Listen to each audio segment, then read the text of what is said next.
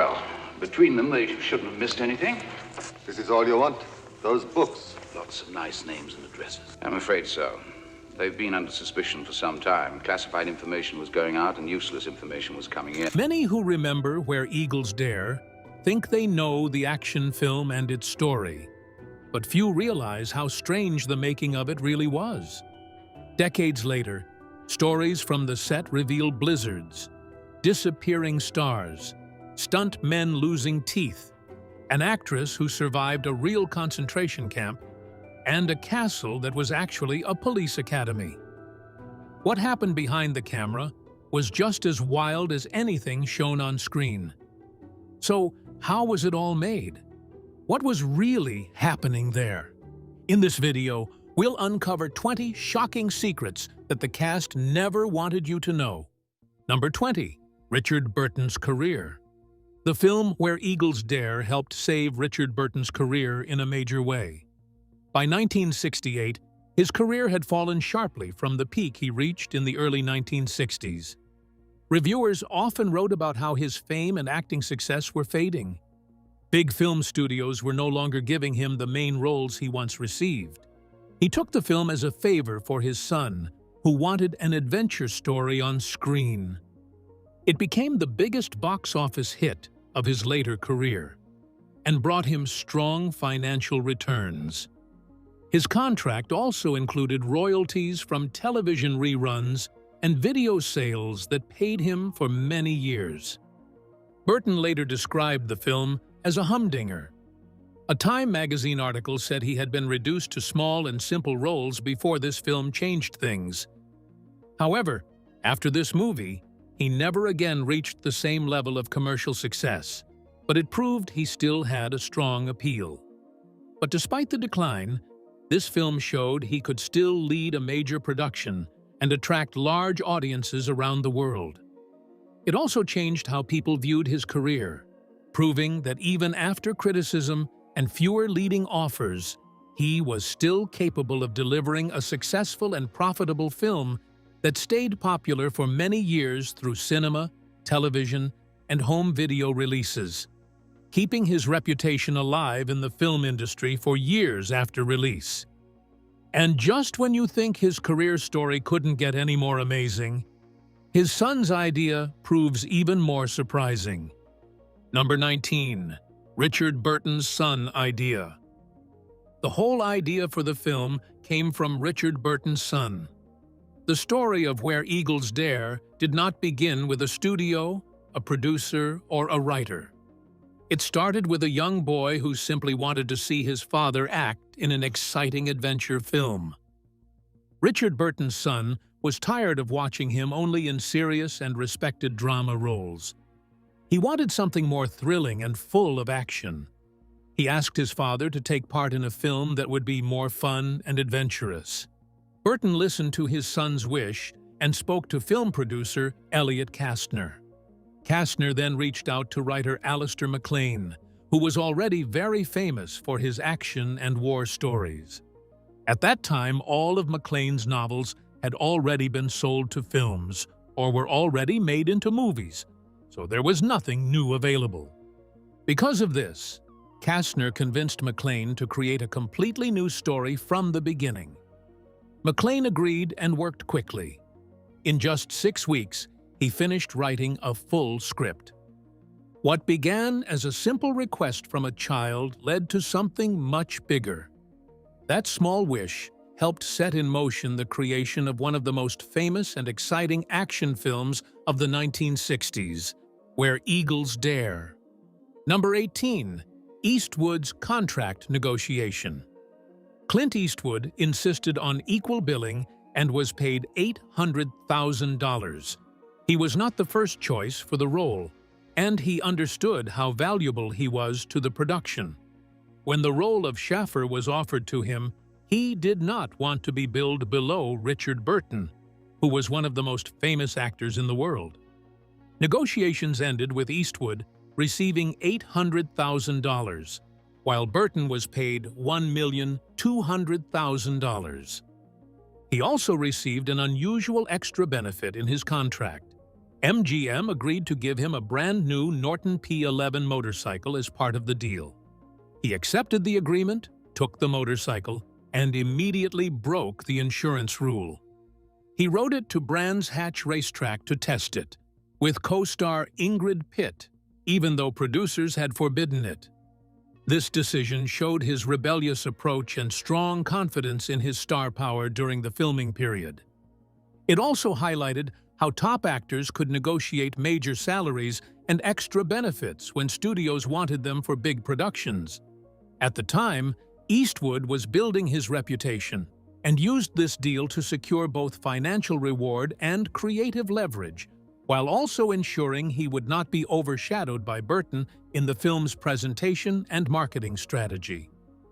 Ultimately, the agreement reflected his determination to control his image and position in Hollywood at that time. Number 17. Hidden Crane Secret. Richard Burton used a hidden crane to go up the castle walls during filming. One of the most powerful images in the movie shows Burton and Clint Eastwood climbing the tall fortress walls. The difference between the two men tells a story the audience never knew. Burton moves along the wall in a calm and smooth way, without showing effort. Eastwood, who was younger and in much better shape, looks like he is working very hard as he climbs. The truth is that Burton was not able to climb the wall himself because he was out of shape after many years of heavy drinking. To solve this problem, the crew used a crane to lift him up the wall. The crane was hidden during filming and later removed from view using special effects in post-production. Meanwhile, Eastwood really did climb the wall himself. So on screen, a strong young American actor was actually climbing with effort, while the famous Welsh actor was being carried by a machine that could not be seen. The crane was never talked about in any official publicity materials. This hidden method helped maintain the illusion of realism while keeping Burton on screen without revealing his limitations to viewers at the time. And if Richard Burton's use of a hidden crane aren't chilling enough, wait until you learn just how creative Alistair MacLean is. Number 16. MacLean's dual creation. Alistair MacLean wrote both the screenplay and the novel at the same time. He had never written a screenplay before Where Eagles Dare, and he took on the task in a bold way that could be seen as brilliant or completely reckless. He worked on the script and the novel at the same time, developing both versions of the same story together over 6 weeks. This unusual method meant the film story closely followed the book more than almost any other adaptation of his work before or after. Both the screenplay and the novel were completed together, released together, and both became major commercial successes. For a first-time screenwriter, he delivered one of the tightest action scripts of the decade while also writing the book it was based on, since no original book existed when he began. This simultaneous process made the project unusual in film history because a single writer created both the written novel and the film script at the same time, shaping each version as the other developed, which gave the story a strong sense of unity and clear direction from start to finish. Because of this approach, both works matched very closely in plot and tone, and they were released together as linked successes that showed how a writer could handle two major creative tasks at once, with strong results and lasting impact in both forms. Number 15.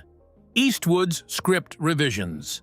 Clint Eastwood disliked the script and decided to give most of his dialogue to Richard Burton before filming began. He had already read the Alistair MacLean screenplay and privately thought it was very poor, full of too much explanation and complicated plotting. His response was to simplify the character of Schaffer by removing most of his lines. Much of the original dialogue written for Eastwood was quietly moved over to Richard Burton, while Eastwood kept almost all of the physical action.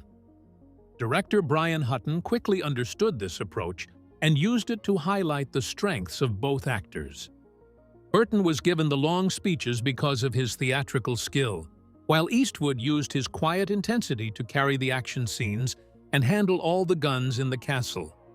This division of roles made the production smoother, as each actor worked in a way that suited his natural style, and it ultimately improved the final film far beyond what Eastwood initially thought the script allowed.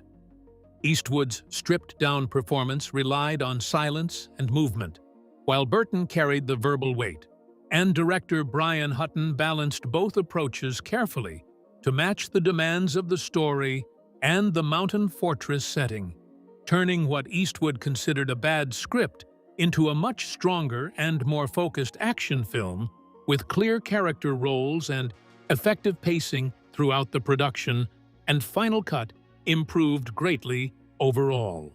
Number 14. Spielberg's favorite war film. Steven Spielberg once said that Where Eagles Dare was his favorite war film of all time. This is surprising because he is known for making serious and powerful movies like Schindler's List, Saving Private Ryan, Empire of the Sun, and Raiders of the Lost Ark. These films are often praised for their deep meaning, emotional weight, and realistic portrayal of war and history. Even so, Spielberg openly chose Where Eagles Dare as his personal favorite. He explained that he loved it for its exciting and unrealistic adventure style, which he described as having a strong boy's own feeling. In simple terms, he enjoyed it because it is fun, fast, and full of action, rather than serious and heavy. During a Channel 4 survey of the top 100 war films, Spielberg showed just how much he liked the movie. He did not only name it as his top choice, but he also went further by quoting its most famous line, "Broadsword calling Danny Boy." This makes his choice even more interesting. A director known for careful and meaningful war stories picked a film where the hero defeats an unbelievable number of enemies in just 2.5 hours, far more than many real soldiers could in a much longer time. But as we move away from Steven Spielberg, Burton's unruly behavior is even more scary. Number 13. Burton's disruptive behavior. When Elizabeth Taylor visited the set of Where Eagles Dare, many people hoped her presence would help calm her husband, Richard Burton, and keep him focused on work. However, this did not happen. Taylor's arrival brought a lot of attention from journalists and fans, as she was famous for attracting crowds wherever she went. Despite this, Burton continued his usual habits of drinking heavily and sometimes disappearing during production. The situation was just as difficult back at Elstree Studios in England. Actress Ingrid Pitt later remembered how Burton often organized long lunch gatherings in a thatched barn in Boreham Wood. He would invite friends such as Peter O'Toole and Robert Shaw, along with others. What started as simple meals would usually turn into long drinking sessions that lasted throughout the afternoon. Because of this, Burton was often unavailable when filming was supposed to take place. Instead of punishing him or stopping production, the studio chose a more practical approach. They continued filming scenes that did not require Burton and simply waited until he returned.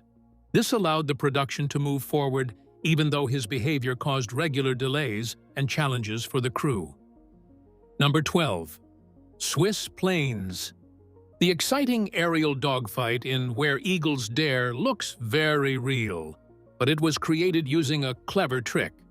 Instead of actual German planes, the filmmakers used aircraft from the Swiss Air Force. This was something that could only happen in a neutral country like Switzerland.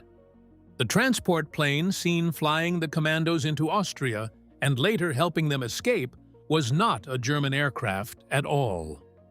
It was a real Junkers Ju-52, specifically a Swiss Air Force Ju-52/3M with the registration A702. The production team borrowed this plane directly from the Swiss military. The fighter planes chasing it in the film were also not German. They were North American T-6 Texan planes, again from the Swiss Air Force.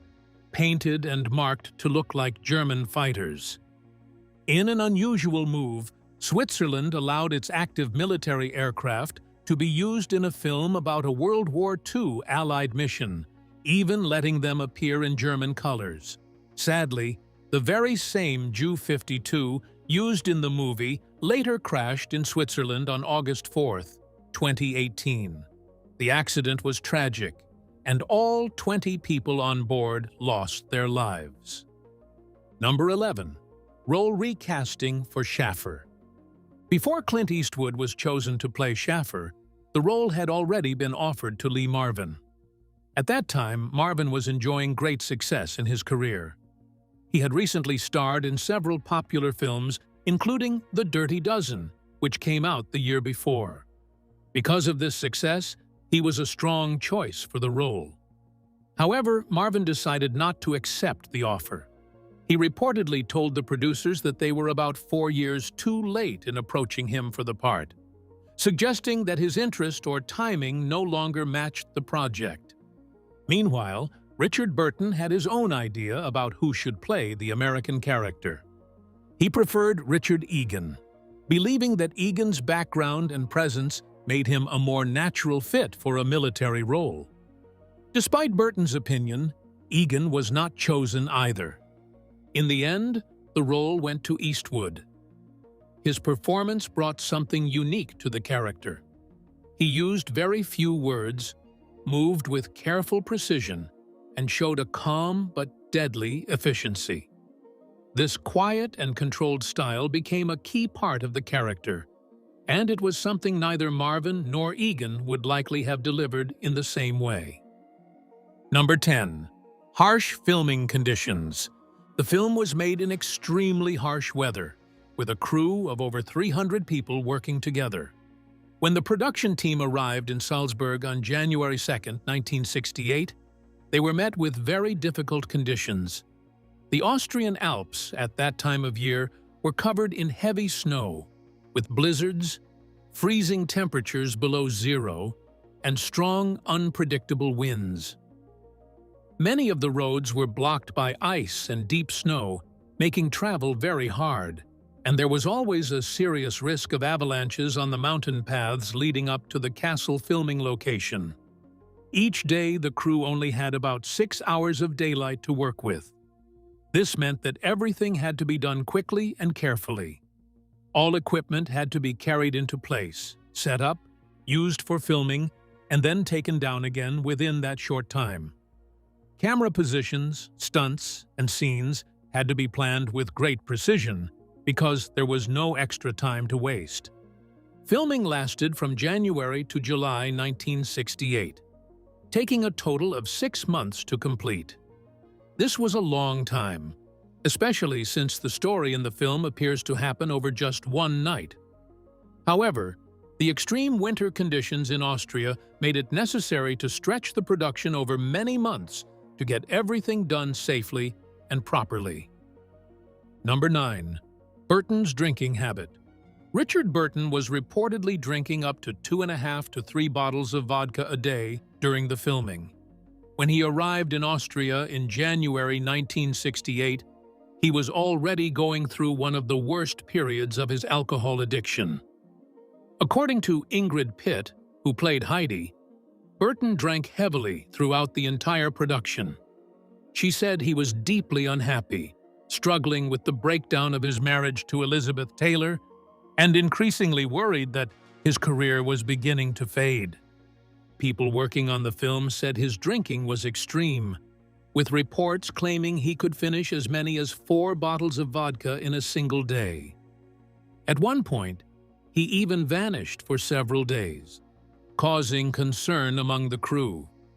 When he was finally found, he was spending time drinking and socializing with a group of famous actors, including Peter O'Toole, Oliver Reed, Trevor Howard, and Richard Harris. This group was known for heavy drinking, and none of them seemed in any hurry to return to filming. Despite the situation, the producers stayed focused on finishing the movie. Their attitude was clear and simple. They could manage without others, but they absolutely needed Burton to complete the film.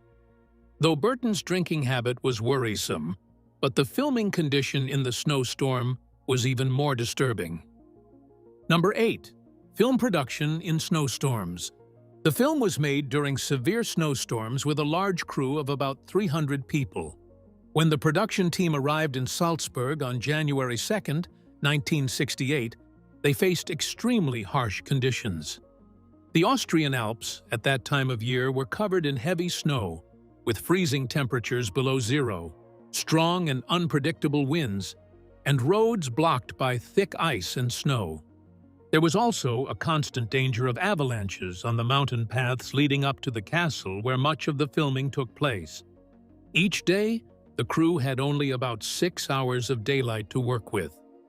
This limited time meant everything had to be done quickly and carefully. All equipment had to be carried into position, scenes had to be filmed, and then everything had to be packed up again within that short period. Setting up cameras, preparing stunts, and moving gear in such dangerous weather made the work even more difficult. Filming lasted from January to July 1968, taking a total of 6 months to complete. Even though the story of the film appears to happen over a single night, the harsh winter conditions in Austria made the process much longer. Number 7. Squib accident on set. A dangerous accident almost cost actor Darren Nesbitt his eyesight while filming an important scene. In the movie, his character, Major von Happen, is supposed to be shot and killed. However, what should have been a simple special effect turned into a serious safety scare. At the time, in 1968, squibs, small explosive devices used to create the effect of bullets hitting the body, were still new and not very reliable. During the filming of the scene, the squibs placed on Nesbitt's chest did not work as expected. Instead of bursting outward to simulate a bullet hit, they exploded upward, sending force and debris straight toward his face. This sudden malfunction came very close to blinding him. It was a frightening moment on set, and everyone quickly realized how dangerous the situation had been. Because of the accident, the footage they had just filmed could not be used. To solve the problem, the filmmakers changed the scene. Instead of showing both chest and head shots as originally planned, they edited it to include only a single shot to the head. This made the moment shorter and safer to film. The final version of the scene in the completed movie lasts only a few seconds, but behind it is a tense story that made the entire crew much more careful with squib placement for the rest of the production. Number 6. Real Alpine castle used in the movie set. The castle used in the film was a real Austrian police training academy. The fictional Schloss Adler, the supposed mountain fortress in the story, does not exist. But the building used to represent it is real. It is Hohenwerfen Castle in Werfen, Austria, an 11th century fortress sitting high on a mountain peak in the Alps. At the time of filming in January 1968, it was still being used as a police training center. This made filming more difficult for the crew. Producer Elliot Kastner had to negotiate permission to film inside a working law enforcement facility while making a movie about a Nazi mountain stronghold. In the story, the castle is placed in Bavaria, but in real life, the fortress and its mountain are fully Austrian. Even the approach shots show the real road and real landscape leading up to the actual castle. This meant the film crew had to work around active police training exercises happening inside the castle grounds. The location choice gave the movie a very realistic look because nothing was built as a fake set outside. Instead, the production used the real fortress and its natural surroundings. This added authenticity, but also created extra planning problems for the filmmakers who had to respect the site's daily police use and strict rules. The permission process was carefully managed throughout production, ensuring safety and access remained balanced. Number 5. cable car stunt injury. The stuntman who jumped between moving cable cars lost 3 teeth. The cable car scene is the most famous action sequence in the film, and it almost became deadly. The dangerous jump between 2 moving cable cars hanging hundreds of feet above an alpine gorge was carried out by British stuntman Alf Joint, who stood in for Richard Burton throughout the film. Originally, the jump was meant to be filmed on location using the real cable car system in Salzburg, but after Yakima Canutt studied the location and watched the cable cars moving at speed, he decided it would not work safely. He redesigned the scene using a full-scale model built in London. Even with these changes, Joint still lost 3 teeth while filming the sequence. He also appeared as Capongo, the man James Bond electrocuted in the bathtub in the opening of Goldfinger.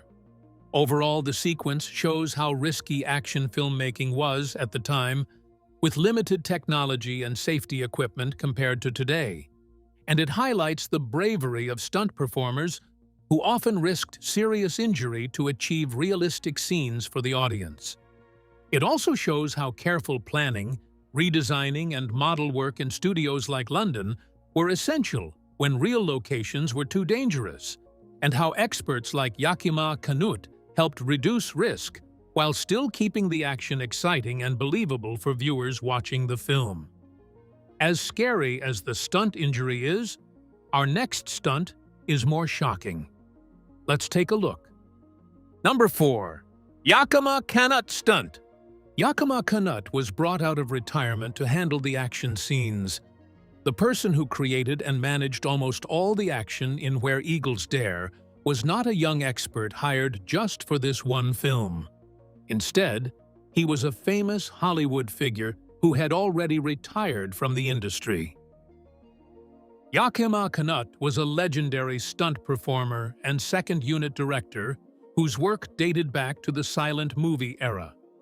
Over his long career, he had designed many famous action scenes, including the well-known chariot race in Ben-Hur. Even though he had stepped away from filmmaking, he was specially called back for this project because of his unmatched skill and experience. Producer Elliot Kastner strongly supported this decision and rejected all doubts from his partners. He believed Canutt was the very best person for the job and refused to consider anyone else. The action scenes that Canutt created and carried out in the Austrian Alps in January 1968 were extremely dangerous. The crew worked in harsh blizzard conditions, freezing cold temperatures below zero, and with real risks of avalanches. Despite these difficulties, Canutt delivered highly impressive stunt work. His work on the film set new standards for large-scale action scenes in movies. The techniques and daring sequences he developed became a model that other filmmakers would follow for many years afterward. Number 3. Ingrid Pitt's real experience. Ingrid Pitt was not just an actress pretending to be brave. She was a real survivor of a Nazi concentration camp. In the film, she plays Heidi, a strong barmaid who secretly sends signals to help Allied commandos, while German officers are all around her. But Pitt did not need to imagine fear or courage, because she had already lived through similar danger in real life. She was born in Guszka Petrov in Poland. When she was a child, she spent 3 years imprisoned in the Stutthof concentration camp near Danzig. Later in life, she and her mother managed to escape. She also survived another major historical event when she escaped over the Berlin Wall, showing how much of her life had been shaped by conflict and survival. During the filming of Where Eagles Dare, she often found the experience emotionally difficult. Being surrounded by actors dressed as Nazi soldiers was not just pretending for her. Unlike others on set, she could not fully separate the costumes from the real history they represented. The uniforms reminded her of the people she had feared as a child. Her presence in the film added a deep sense of realism and emotional weight. She was not simply acting as a resistance fighter. She had lived through a world very close to that reality. Number 2. SS uniform incident. An SS uniform led a baron to faint in the street. Darren Nesbitt, who played the cold and threatening Gestapo Major von Happen, was deeply serious about making his role feel real. He wanted to understand exactly how real SS officers behaved, so he even asked to meet a former member of the Gestapo. That meeting was carefully arranged for him. However, something unexpected happened outside of it. While Nesbitt was fully dressed in an SS uniform near the filming location, he walked past a man on the street. The man immediately noticed the uniform. The recognition was not calm or thoughtful. It was instant and emotional, almost like his body reacted before his mind could think. He fainted right there on the spot. It was later discovered that the man was a baron who had once worked as Heinrich Himmler's personal driver during the Nazi era. The sight of the uniform had brought back powerful and disturbing memories. The incident showed how realistic Nesbitt's costume looked and how strong the reaction to it could still be, even years later. Later, a reporter from the Jewish Chronicle contacted Nesbitt and asked how he could manage to play a German officer. Nesbitt replied, "Honestly, I play them very badly." His simple, self-deprecating answer seemed to satisfy the interviewer and end the discussion. And if you think the SS uniform incident was terrifying, wait until you hear about the next story. Number 1. Eastwood's deadly mission. Clint Eastwood kills more people in this movie than in any of his other films. Eastwood became famous for playing tough characters in violent films. His early spaghetti westerns, Dirty Harry, and The Outlaw Josie Wales all showed him as a strong gunfighter. However, none of those movies come close to the number of enemies he kills as Lieutenant Schaffer. By the end of Where Eagles Dare, Schaffer has killed more people on screen than in any other Eastwood film, both before and after it. The producers and the director even kept count of this and were secretly proud of the result. It showed how fully the film followed its action-packed story idea. In the story, the mission requires the removal of almost the entire German force inside the fortress. Schaffer ends up doing most of the fighting himself. He uses a Thompson submachine gun and shoots with calm, steady precision, as if he could continue fighting forever without stopping. Unlike Dirty Harry, who used a revolver with limited bullets, Schaffer seems to have an endless supply of ammunition. This makes him even more unstoppable during the mission and adds to the film's over-the-top action style. So, which of these secrets did you find the most surprising? Share your thoughts with us in the comments section. Don't forget to like and subscribe.